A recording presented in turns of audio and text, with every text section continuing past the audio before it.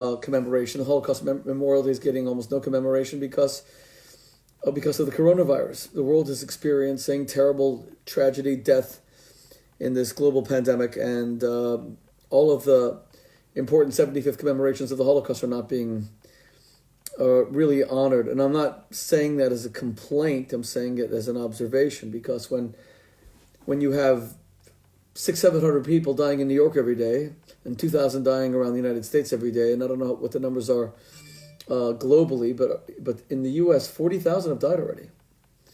Those are astronomical numbers. So the world is not very focused on the 75th commemoration of Yom HaShoah, which is right now. But to give you an idea of the devastation, the absolute devastation of the Holocaust, just think for yourself for a moment that the 40,000 people who have died from coronavirus, astronomical, terrible numbers, heartbreaking, gut-wrenching numbers.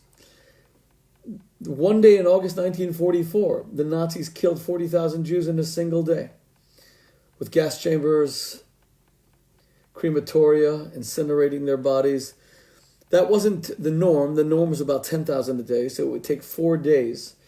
And again, we're not here to compare tragedies. You can't compare the Holocaust to the coronavirus. There's no comparison. The coronavirus is a virus. It's a pathogen that wants to replicate. It has no moral agency. It has no free choice.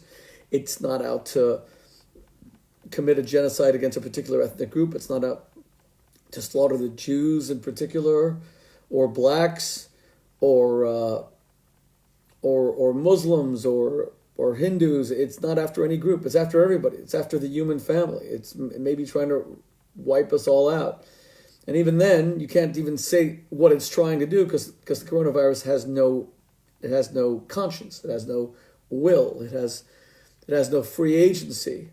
It's a virus that's seeking to simply survive, and it survives by finding hosts. The German Nazis, however, were out to exterminate the Jewish people, who they likened to a pathogen. The Jews were bloodsuckers. They were a germ that entered the German body politic. The Jews only existed when they latched on to some other nation. They could never be innovative, creative on their own. They were always trying to survive at someone else's expense. And after years and years of propaganda and anti-Semitism against the Jews, so it became easy for the Germans to want to slaughter and annihilate the Jews. So there's no comparison to what's going on now. It's just that with humanity suffering such terrible death and devastation now on a global level. Because even when we say that World War II was global, wasn't as global as the coronavirus. Yes, the world was at war, but there wasn't a lot of fighting in Australia, for example, where my wife is from. There was a little bit of fighting, and Darwin was bombed, for example. There wasn't a lot of fighting in the United States, thank God, aside from Pearl Harbor. By and large, the United States escaped the attack. There were many other countries where there wasn't that weren't invaded, where there wasn't a lot of fighting. Of course, the coronavirus is the opposite. It's a truly global phenomenon, and yet you can't make comparisons. Again, you can't make comparisons between a global contagion and the genocide of the Jews. But I knew that the 75th anniversary of Yom HaShoah was coming up, and I knew that it was going to be a very major commemoration. This goes back even a year. I started writing my book, Holocaust Holiday, One Family's Descent into a Genocide Memorial. I started writing that 2 years ago. I wanted it to come out on this day. The plan was for the book to be published on Yom HaShoah, but book's not. It's finished. The manuscript's finished, but this wouldn't be a time to release the book anyway, because it would make almost no impact. If the purpose of writing the book is to make sure the Holocaust is remembered, right now it would make almost no impact. People are rightly focused on the coronavirus and saving lives now, and saving the lives of the elderly and the frail at homes for the elderly and assisted living and hospitals, and getting protective gear to our first responders and making sure that people are tested, et cetera, et cetera, et cetera. And yet, even with the coronavirus, shockingly, we still see this crazy, insane, inexplicable resurgence. of anti-Semitism. We still see this resurgence of the Jews being blamed for the coronavirus. That's like one of the craziest things of all, that the Jews would be blamed for the coronavirus. We were blamed for the Black Death, and we were murdered, slaughtered, and now you see more and more people saying the Jews engineered the coronavirus thing. I'm not saying that this has yet gone mainstream, but it could go mainstream at any moment because we Jews are used to that. But I've dedicated so much of my life to Holocaust memory, and I took my kids, and so many of you followed, to the terrible places in Europe where all of this occurred. We went to Majdanek in Lublin. We went to Auschwitz-Birkenau near Krakow in Poland. We went to Mauthausen, Sachsenhausen. Mauthausen is near Vienna. Sachsenhausen in Germany. The Wannsee Villa, where the final solution was agreed upon and the plan was finalized. That beautiful Wannsee Villa on Lake Wannsee in Berlin, just outside of Berlin, in the suburb of Wannsee. We went to Auschwitz-Birkenau several times, and the Warsaw Ghetto, and the Lodz Ghetto, pronounced Łódź, the Krakow Ghetto. These horrible, horrible, terrible places. And all we can do now is remember the 6 million and put and strive our utmost to make their memory eternal. All we can do is make sure that the 6 million are never forgotten. And it kind of breaks my heart when I see now that the 75th anniversary is not getting much attention at all. And again, as I said, it's nobody's fault. We all understand why, given the horrors of the coronavirus. But my wife's great uncle murdered at Auschwitz. His name was Solly Wiesner. His name is actually in the register that when you go to Auschwitz, there's a giant list of, not all the names, probably 3.5 million names. 1 million Jews died at Auschwitz, and about 1.1 million people died at Auschwitz. So they have the names of the people who died at Auschwitz. Maybe, I don't know, half, I don't know the exact numbers. Maybe some of you can tell me. As far as the names of the 6 million, Yad Vashem in Jerusalem, I think, has already put together about 4 or 5.5 million of the names. So we actually know the names and the identity of the victims.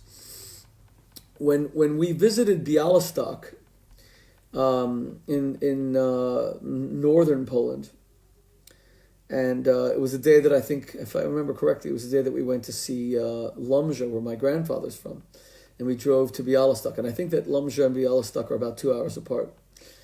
I remember it was at night. It was already dark, summer. I remember we were walking through the center of Białystok, and I remember asking a local where there was a Holocaust memorial. I asked him, and there was a cemetery, a mass grave where the Jews were buried, and I asked him where it was. And I remember a young guy, young Polish guy, very nice, very friendly.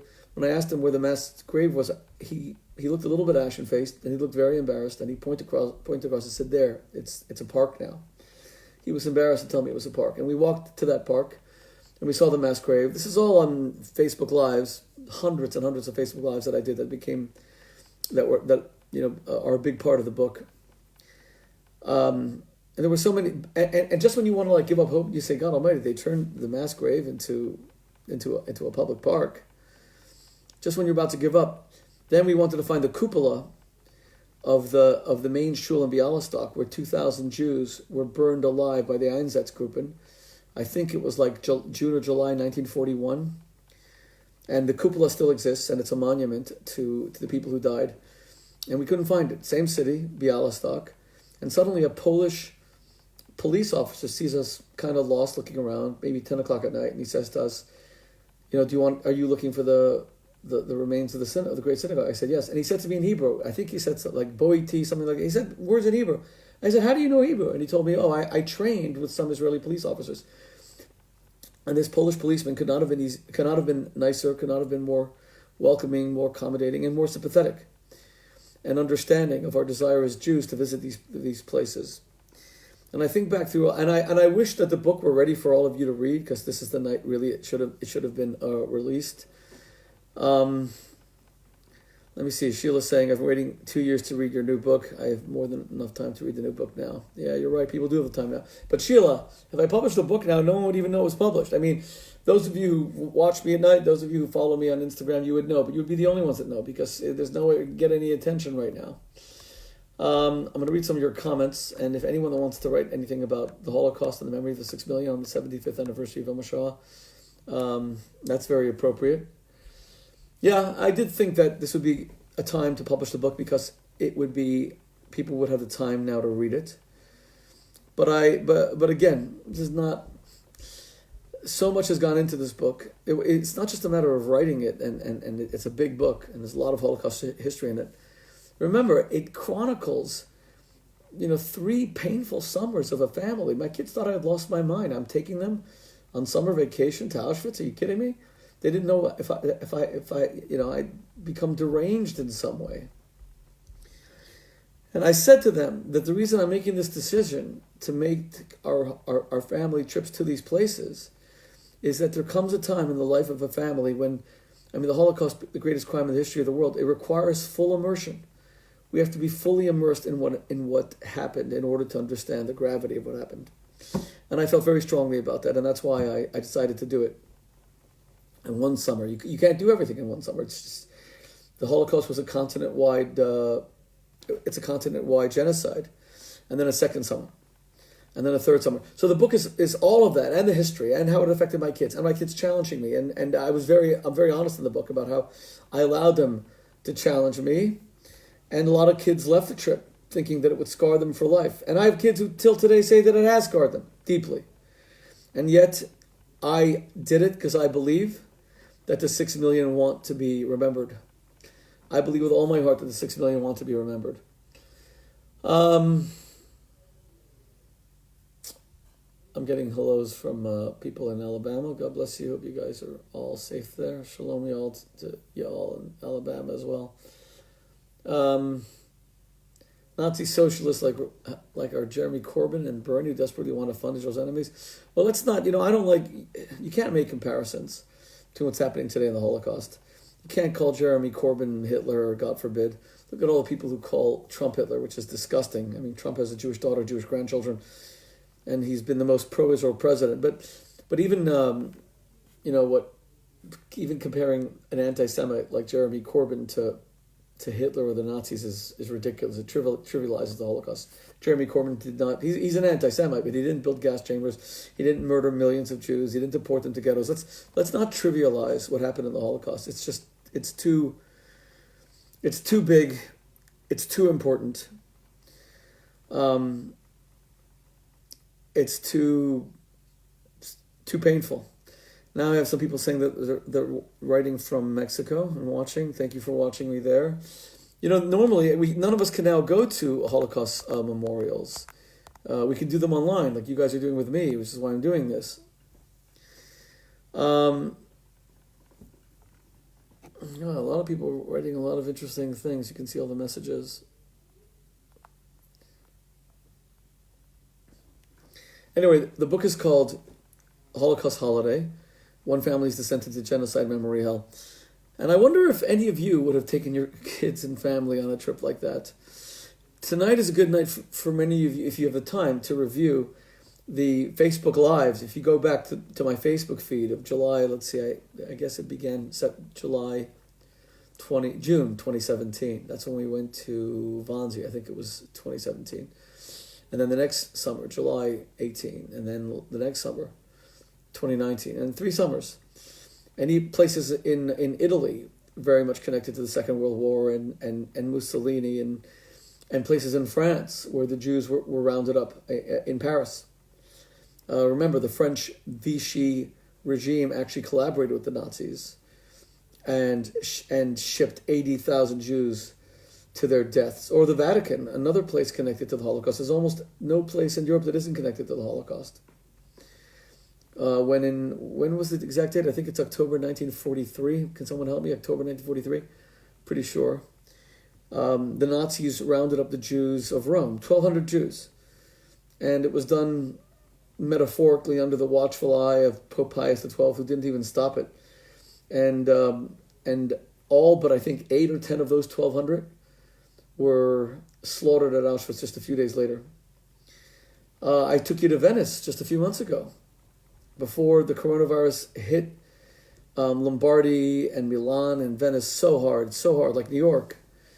And I showed you the Holocaust Memorial in Venice, where the Jews were deported from the first ever ghetto in the world. Venice was the first ghetto, beginning 500 years ago, not the first Nazi ghetto, but the first ghetto period. And they were deported to their death. But the one thing I want to share with you, as I think about the Holocaust and the 6 million, is that we were in Lublin in Majdanek, and then we had to drive the entire night from Lublin to Kozice, where my wife Debbie's family is from, and they suffered horrendously and were murdered. Members of the family in Kozice and Michalovce in Slovakia. So Slovakia is on the southern border of Poland. So we drove the whole night. We left Lublin at like midnight, 1 a.m., 6-7 hour drive. It was a horrendous drive. Bad weather. I think it was, if I remember correctly, I think it was very, foggy. And it was a 1-lane highway and big giant trucks coming right for us. It was very unnerving and very uncomfortable. And scary. It was a scary drive. We drove the entire night in order to arrive in Kozice, to spend the day in Kozice and see where my wife's grandfather is buried, to see where they lived. They lived there after the war. They were in Michalovce before the war, Kozice after the war. And Australia. The ones who didn't go to Australia, the ones who didn't flee to Australia, lived in Kozice, which is called the Paris of Slovakia. So 6 hours over these mountains in a horrible drive. And you know what struck me? When that 6 hour drive was over, it hit me. Oh my God. And even here, they killed all the Jews. We were just in Poland when they killed all the Jews. Now we drove 6 hours straight, like nonstop, through the mountains, and we arrived at a place where they also killed all the Jews. And then the next day we went to Budapest, where they also killed all the Jews. And Hungarian Jews were eviscerated, annihilated in 1944, in one of the fastest genocides in the history of the world. Maybe only Rwanda was faster. Rwanda was 880,000 in 3 months. And the Jews of Hungary and Slovakia and Romania was, I think, about 550,000 in 3 or 4 months.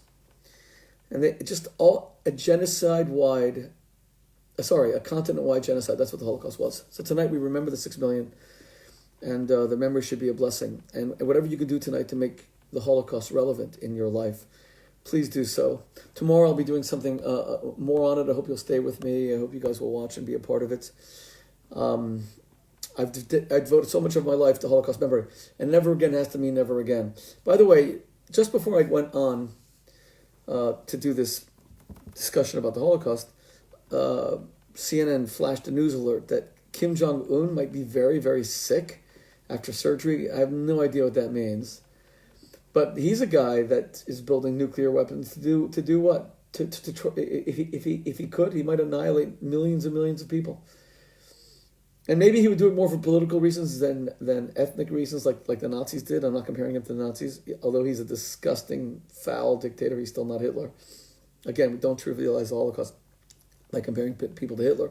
But his weapons can bring about the death of millions of people. Wouldn't it be ironic? There's something. I don't know, if something transpires with him on Holocaust Memorial Day on the 75th anniversary. Because I want all dictators to lose power. I want all dictators to lose their capacity to inflict harm on their citizens, on other people's citizens. I want to see peace reigning on earth. May God protect us from the coronavirus. May God heal all of your families. May God comfort the bereaved and those who've lost loved ones. May God restore the sick to full health. May we remember the 6 million, the 1.5 million children. May they never be forgotten. God bless you all.